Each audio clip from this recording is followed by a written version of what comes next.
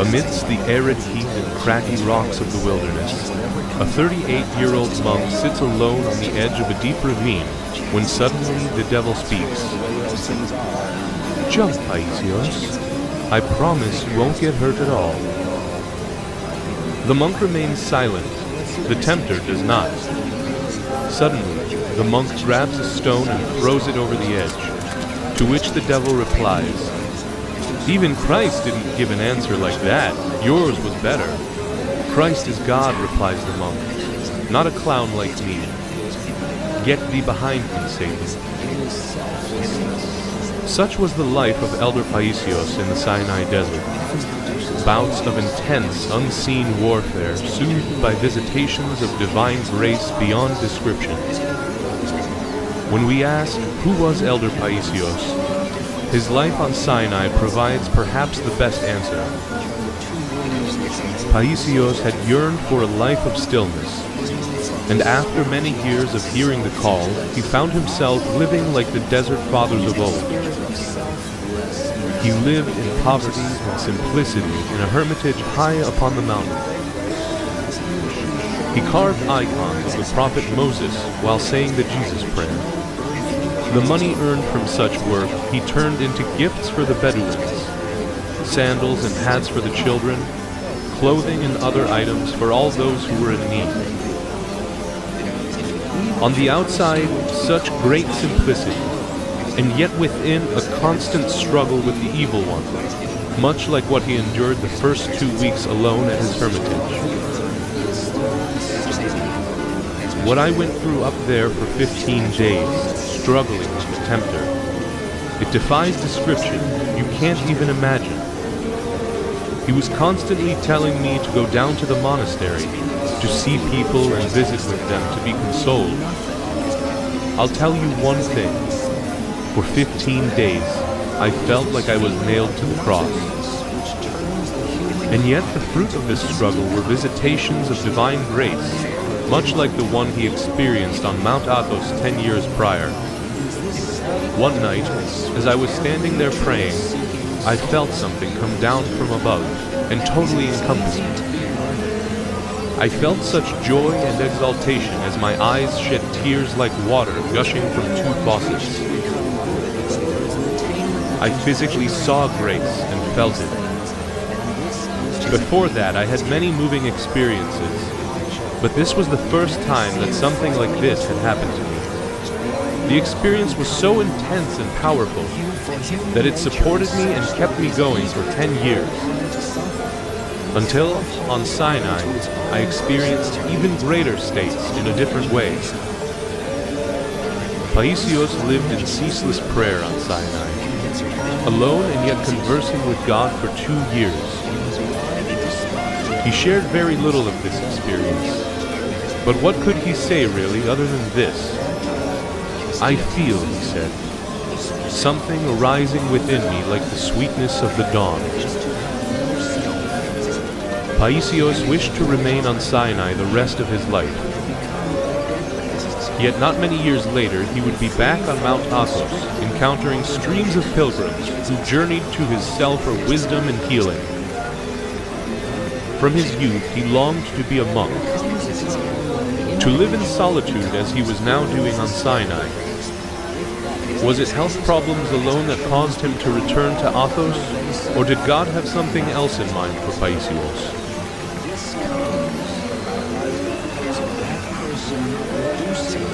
From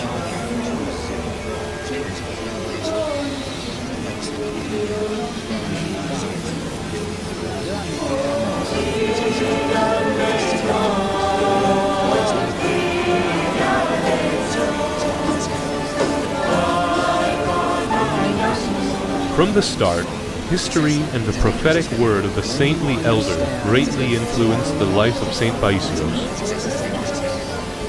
He entered the world on July 25, 1924, in the village of Farasa in Cappadocia of Asia Minor. His parents prepared him for an early baptism due to the forthcoming exchange of population between Greece and Turkey. The priest-monk Arsenios, who a year prior had foreseen the coming exchange, requested that all unbaptized children of Farasa receive the sacrament before undertaking such a dangerous journey. When Paisios' parents brought him forth, they declared that they wanted to name him after his grandfather. Arsenios replied, "It is right for you to want to leave a boy behind, to follow in his grandfather's footsteps. But don't I want to leave a monk behind to follow in mine?" Turning to the godmother, he said, "Arsenios is the name you will give him." He also inherited the strong character and rich spiritual tradition of the Christians of Cappadocia. Their long history can still be seen in the underground caves and churches of Korama Valley, and can also be witnessed through the lives of the Cappadocian Fathers. Even after the fall of Constantinople in 1453, many martyrs and saints, like Saint Arsenios, came forth from Cappadocia to inspire and lead the Christians who were living under the harsh yoke of the Ottoman Turks. Now, just as Paisios entered the world, his family and all the Christians of the region were being uprooted from their home and possessions. Years prior, just after the end of the First World War, and amidst the ruins of the Ottoman Empire, a savage war erupted between Greece and the Turkish nationalist movement, under the command of Mustafa Kemal Atatürk.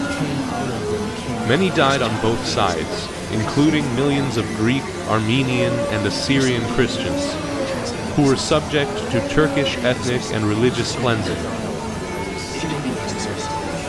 The Orthodox Christians that remained in Asia Minor at war's end were subject to the 1923 Treaty of Lausanne, which made provision for an exchange of population along religious lines.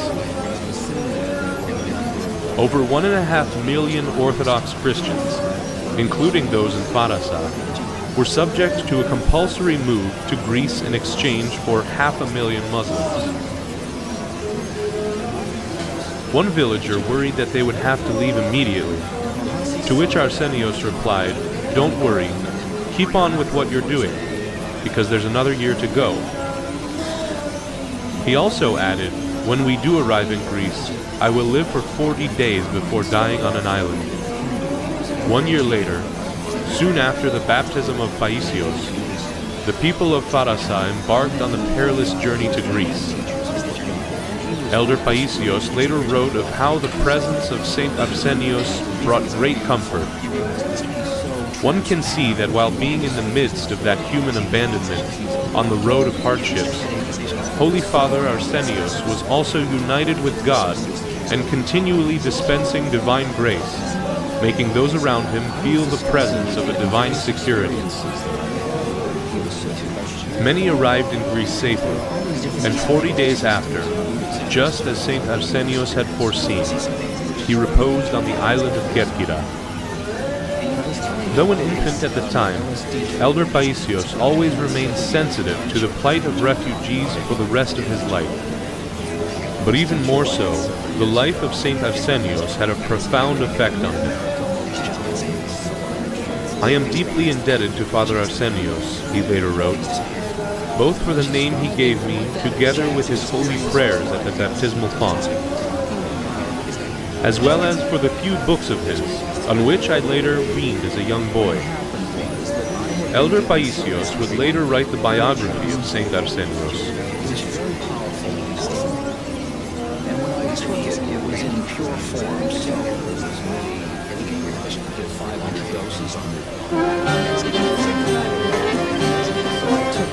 The family of young Arsenios settled in the town of Konica in Epirus. It didn't take long for Arsenios to begin following in the footsteps of his namesake.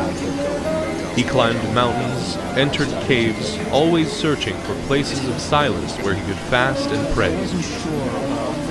For a trade, he became an apprentice to a master carpenter. Yet his mind remained always on spiritual things. From the age of 11, I read the lives of the saints, fasted and kept vigil.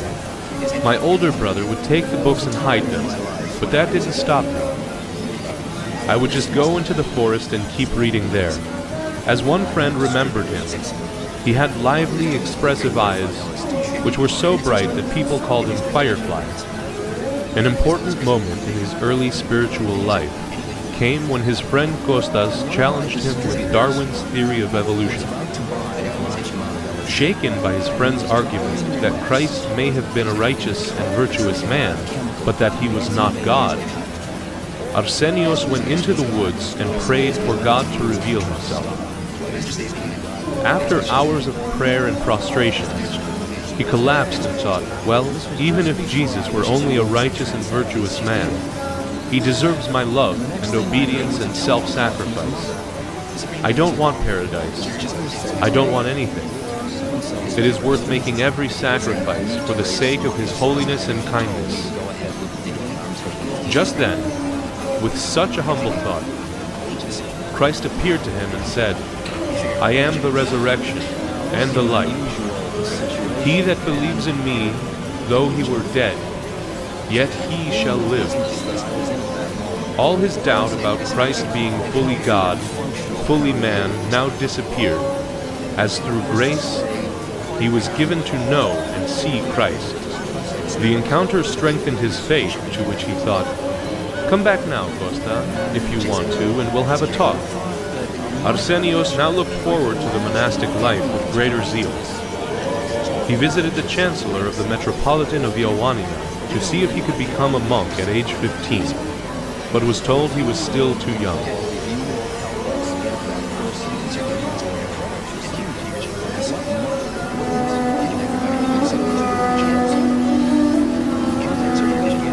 Arsenios spent his remaining teens and early 20s during a tumultuous time in the history of Greece. On October 28, 1940, Greece entered the Second World War with the Italian invasion of their country. A half year later, the Germans invaded and occupied Greece. Over 400,000 Greeks died during the war, mostly civilians. Soon after the defeat of the Axis powers, communist insurgents waged a 3-year civil war against government forces. Arsenios entered military service on the side of the Greek government on April 20, 1948. He was 23 years old and served as a radio operator. He worried about having to kill someone, and so just prior to enlisting, he made a vow to the Mother of God, "Let me suffer, let me be in danger, only don't let me kill anyone, and make me worthy to become a monk." In return, he vowed to restore the monastery at Stomio, which the Nazis had burned down. He sacrificed for other soldiers, taking the place of married men on dangerous missions, and volunteering to serve when others needed time for leave. He displayed extraordinary goodwill despite harsh circumstances, always prayerfully and with his mind on God. His fellow soldiers at first thought him odd, but came to love him. Once with his unit surrounded, Arsenios stood, wrapped in prayer, as bullets whizzed past him. His friends watched in amazement. Soon, air support came and relieved their positions. Arsenios would later use this incident and his time as a radio operator as an example of the monastic life. Monks are the church's signalmen. When they make contact with God through prayer, then God comes and helps even more. Arsenios received his honorable discharge on March 21st, 1950.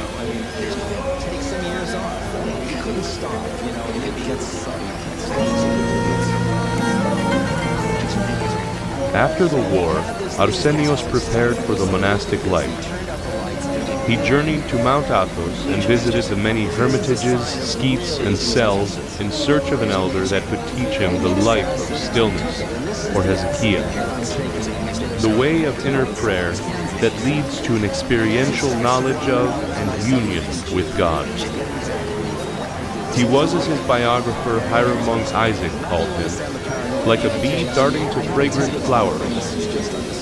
Arsenios would rush anywhere he heard there were virtuous monks. But Arsenios' first encounter with an undiscerning zealot disappointed him. So he departed for the skeet of St. Anne, only to take a wrong turn and instead head toward the peak of Mount Athos. Suddenly, an elderly anchorite with a radiant face and ragged habit appeared before him. "My child, this is not the path to St. Anne's," he said before Arsenios even uttered a word. "Where do you live, elder?" asked Arsenios. "Somewhere around there," he replied, pointing to the peak before disappearing.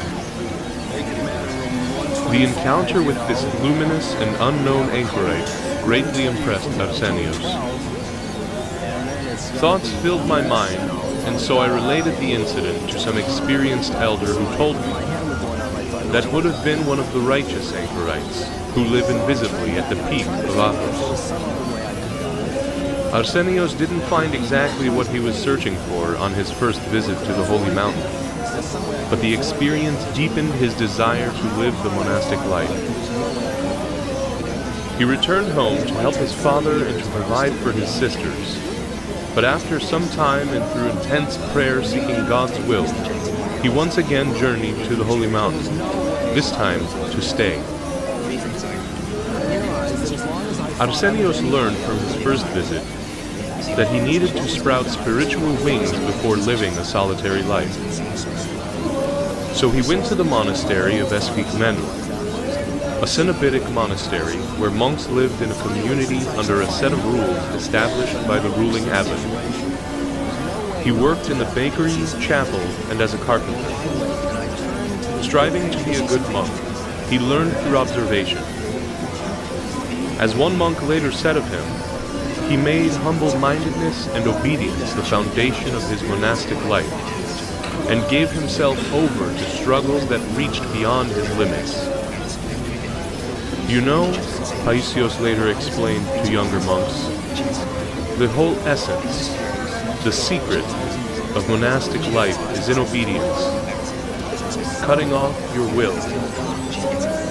Then the grace of God comes." The early work of repentance for a monk is a time of intense spiritual warfare. Arsenios battled against his own fallen nature, against demons, and even the devil himself, of whom he would only refer to as the little troublemaker, and other such names. He struggled to separate himself from the world and to purify himself of the passions. This work of repentance and contrition he regarded as the chief work of a monk. He would pray and read the lives of the saints, and especially the ascetical homilies of St. Isaac the Syrian. During this struggle, he advanced from novice to the intermediate stage in the monastic life, being tonsured a Razafor monk on March 27, 1954, and given the name Averkios at the age of 29. Averkios met many grace-filled elders and ascetics, as he later recorded in his book Athonite Fathers and Athonite Matters. In all of this, one can now see how God was preparing Averkios for his mission to the world. Yet he still longed for a life of solitude and stillness, and received a blessing to depart in search of it. Averkios' spiritual wings were still sprouting, so he settled in the monastery of Philotheu. At that time, an idiorhythmic monastery where the monks lived according to their own rule of life, but came together for the divine services. As one monk later said, he was an exemplary monk, a hard struggler and a great faster, who made prostrations like machine guns shoot bullets. As another fondly recalled, his meekness, kindness, and peaceful character made an impression on all the fathers at Philotheu. During his entire stay there, he never once had a misunderstanding with the other fathers. He brought peace to us all, affecting everyone with his way of life, his character, and his impeccable behavior toward the fathers. He was ready to help anyone and everyone. Elder Evdokimos would point to him and say, "Now he's a good monk." Averkios was tonsured into the small schema, the next stage in the monastic life, on March 3, 1957, and was given the name Paisios. Having experienced the cenobitic and idiorhythmic life, he now hoped to experience the solitary life.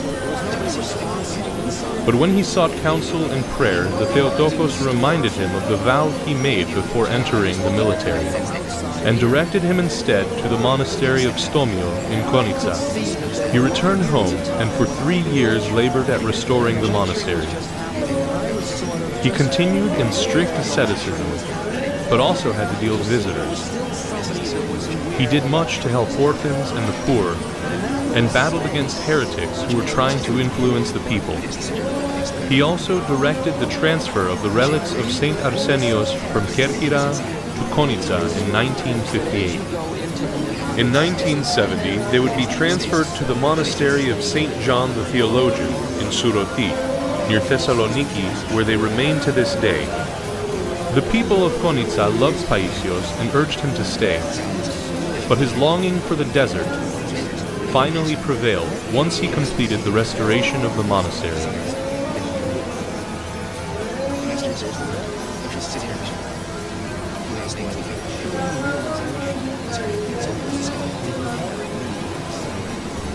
The demon often troubles me, even though I have driven my flesh to exhaustion, wrote Paisios in a letter while on Mount Sinai, this during a week of intense spiritual warfare, where the tempter troubled Paisios even to the end of the week, and through the divine liturgy on the holy summit.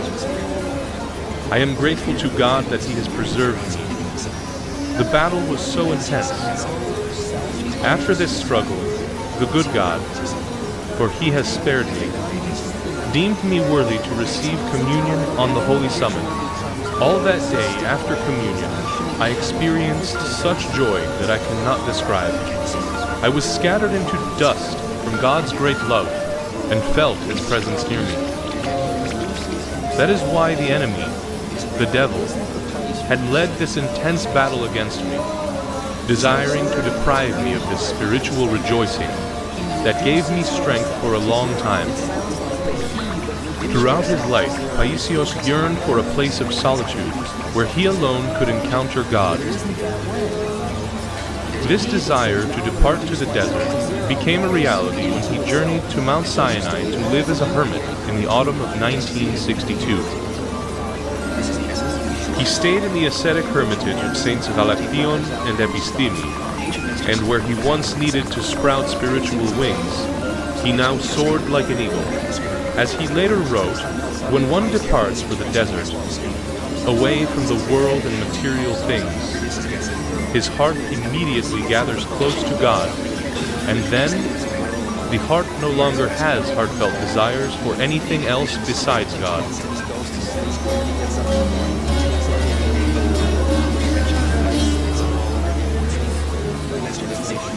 But just as his spirit soared, his physical body weakened, and lifelong health problems prompted a return to Mount Athos.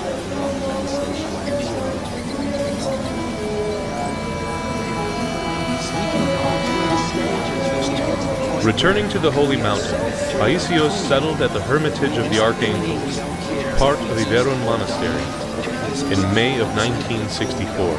Even here, the fruit of the desert did not depart him. He also spent time with Elder Tikhon, his beloved spiritual father who had come to Mount Athos from Russia in 1908 at the age of 24. On January 11, 1966, Paisios received the great and angelic schema from Elder Tikhon at the Hermitage of the Holy Cross. Later the same year, Paisios had part of his lungs removed. It was during this time of hospitalization that he began a long friendship with the young sisterhood of St. John the Theologian in Suroti, just outside of Thessaloniki. The sisters donated blood to which Paisios was most grateful. He later contributed materially and spiritually to their effort to build a monastery. Elder Paisios also found time to dwell in remote Katunakia, a group of cells on the rugged and remote southern side of the Athonite Peninsula. At this time, pilgrims began actively seeking him out and were thoroughly changed by the encounter. Like the seminary student whose unbearable problem found immediate relief through the elder's simple advice. As the student later recalled, I left full of joy, convinced that there was a path opening for me on the horizon. The elder's intervention decisively affected the rest of my life. At Katunakia, Paisios continued to experience divine visitations. As he later recalled, once as I was saying the Jesus prayer in the middle of the night, great joy welled up within me. I continued to say the prayer, and suddenly my entire cell was filled with light. It was white with a slight tint of light blue. My heart beat sweetly. I continued to say the prayer with the prayer rope until the sun came up. The light was so bright. It was brighter than the light of the sun. The sunshine was nothing in comparison. I looked at the sun, and its light seemed washed out to me, like the light of the full moon. I saw the light for quite a while. Afterward, when the light had dissipated and the grace with it, I couldn't find any consolation or joy anywhere. I had fallen from a higher state to a lower one, so I looked at myself like an animal. Paisios dwelt now on the heights of Theoria, seeing God's uncreated light active in the world around him. Though he continued to struggle with his physical health, he was fully illuminated by the grace of God and lived as a vessel from which others could benefit physically and spiritually. Like Theodore from Xanthi, Greece, who began losing weight and felt greatly fatigued due to a viral infection. He wrote a letter to the elder to ask for advice on whether he should seek special treatment or just trust in the providence of God and his local doctors. Theodore's condition worsened the next day, so he entered the clinic. After 4 days of intense pain, his doctors found him collapsed on the floor. But as Theodore recalls, things changed a day later. On Sunday morning, I woke up and felt an indescribable strength in my body and soul. Yesterday, the doctor told me, "You were in awful shape. I can't explain it at all." Theodore fully recovered and several months later visited Elder Paisios. "How are you, Theodore?" he asked me. "Are you well now?" I supposed he was asking because I had written the letter. "I'm very well," I answered him. "You got my letter, right?" asked Elder Paisios. I paused, thinking to myself that I hadn't received any letters from him. But before I could answer, he said, "I didn't write you a letter, but I answered you in my own way." I felt an earthquake inside me, Theodore recalls, and realized that the elder had made me well by his prayers. "Yes, elder," I answered. "I got it." I was greatly moved. After I venerated the icons in the chapel, I went outside and wept profusely. This just one of many events recorded by eyewitnesses and those who experienced such wonders. In August of 1968, the elder went to the monastery of Stavronikita to assist with its revival. He received many visitors and letters there, and remained in contact with his elder Tikhon. Paisios stayed by his elder's side until his repose in September of 1968. After Elder Tikhon's repose, Paisios moved into the elder's cell, and once again found the stillness he desired. Now that I've been freed from the monastery by the grace of God, and I find myself in sweet stillness, which is mystical prayer on its own, I'll remember you more often, and even from very far away, I'll be very close to you. Pray that I'll disappear from the scene, and that other people won't find me, because that's the only way I'll accomplish my mission. It's true, when I hide away, then I feel myself draw near to the troubled world. And yet in time, it was the world which drew near to him, as monks and pilgrims increasingly visited him for spiritual advice and healing. After 11 years, the elder left the hermitage of Holy Cross for a hermitage called Panaguda, which is at the foot of a hill and close to the trail that connects Karies with the Viron monastery. He realized that pilgrims could more easily visit Panaguda, and so there he remained for 14 years.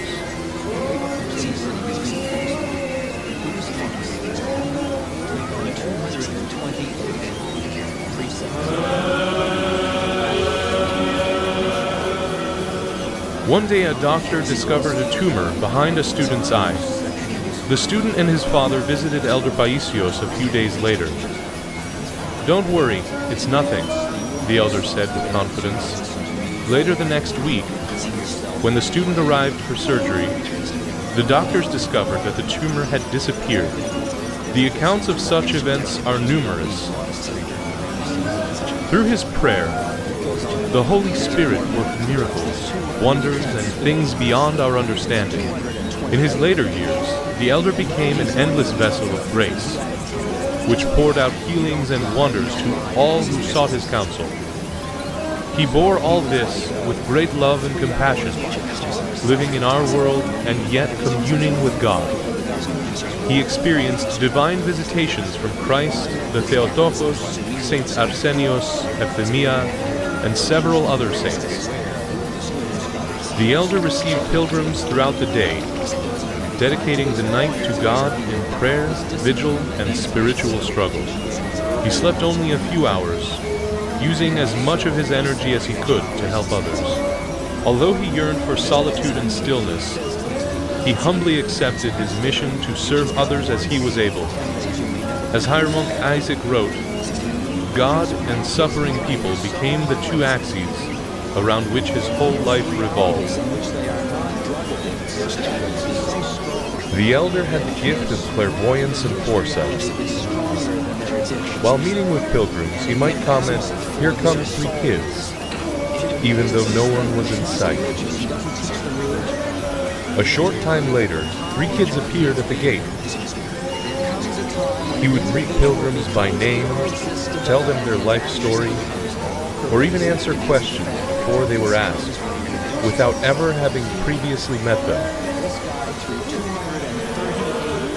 One man recalls driving the elder to Suroti, when suddenly the elder said, "Turn around, there's a family breaking up right now." They drove to a nearby house and found a couple arguing and dividing their things. The elder spoke with them, and they made up.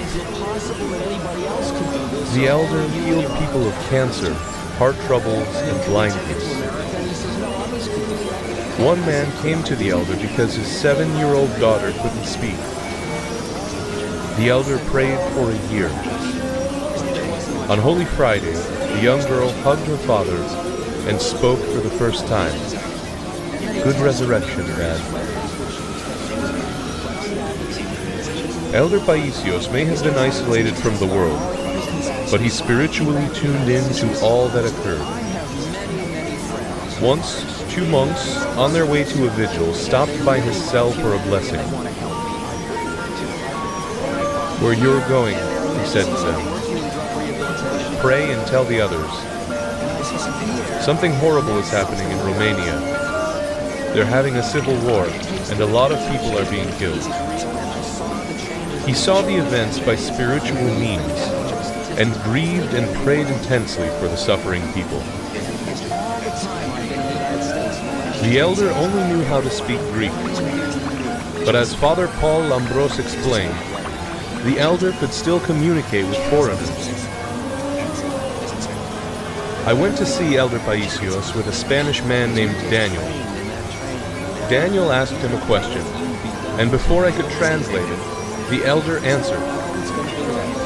Daniel was amazed, and he asked me twice, "What's happening? You're not translating anything." I told him, "It isn't my fault. He's answering your questions." So they spoke, Daniel in Spanish and the elder in Greek, both understanding each other. Even those not in need of physical healing would receive a blessing. As one Athonite monk recalled, the fragrance that sprang from the elder was something else. Many times when I kissed his hand, I would smell a supernatural aroma, like myrrh. As Metropolitan Panteleimon of Xanthi recalled, I would hear his words and marvel at his spirit. It was the Spirit of God speaking through his vessel. This gradually became a steadfast interior certainty for me. Elder Paisios became for me a guide to Christ, an interpreter of the gifts of the Holy Spirit, a pathfinder for the road to heaven, and a light in my deep darkness. The elder suffered from physical ailments most of his life. Near the end, he began to hemorrhage and would occasionally pass out. He departed his beloved holy mountain for the last time on October 5th, 1993. He underwent an operation due to cancer at a hospital in Thessaloniki soon after.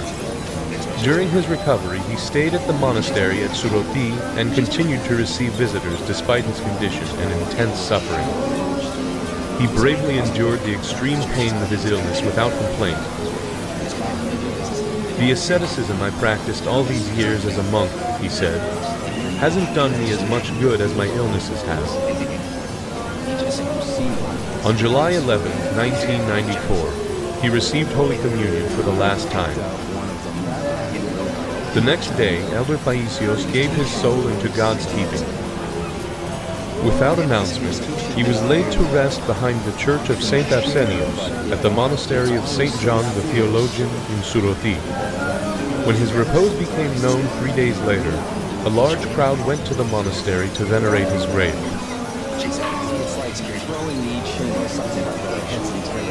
On January 13, 2015, the Holy and Sacred Synod of the Ecumenical Patriarchate of Constantinople canonized Saint Paisios, confirming what was already known in the hearts and minds of many Orthodox Christians, who either met the elder, heard stories about him, or had read one of the many books he wrote about the spiritual life.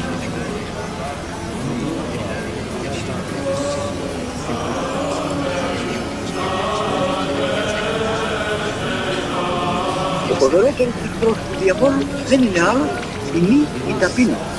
Ας ακούσουμε και τον Κύριον μας ότι οι δαίμονες αποδιώκονται με την προσευχή και την νηστεία.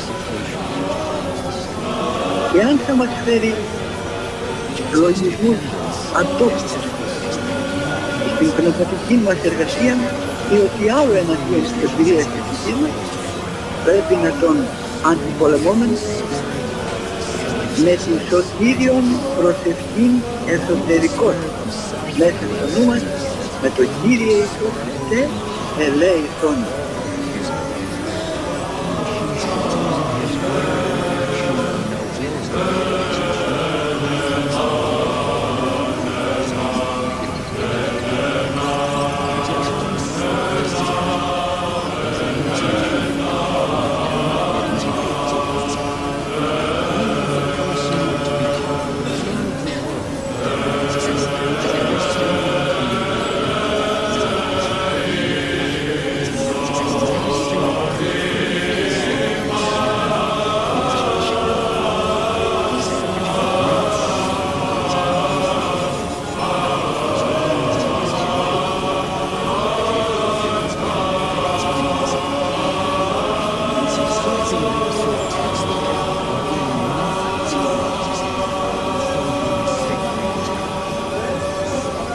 this feeling of nothingness which turns the human heart into an empty cup into which the wine of immortality